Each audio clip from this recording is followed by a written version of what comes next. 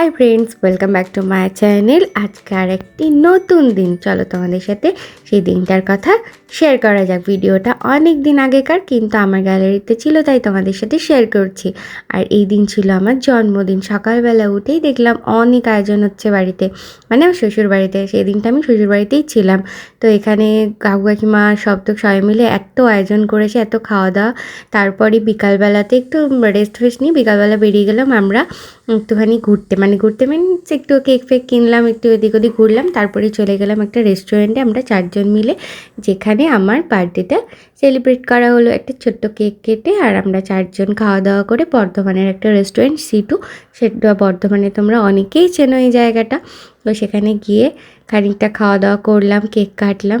আর এই রেস্টুরেন্টে আজ থেকে 2 বছর, 2 বছর না, সরি, লকডাউনের সময় মানে 20 সালে আমার আরেকবার বার্থডে সেলিব্রেট করা হয়েছিল। তো পুরনো স্মৃতি অনেক কিছু মনে পড়ে গেল। যাই হোক, এই যে কাকিমা আর ওই যে কাকু। আর এখানে এখন স্টার্টার আইটেম চলে এসছে, চিকেন 65 নেওয়া হয়েছিল। আর তার সাথে ছিল রাইস, চিকেনের একটা কড়াই চিকেন, আর তার সাথে বাটার নান। আমি নান খেতে ভীষণ ভালোবাসি, আমি এতটা রাইস ভালোবাসি না।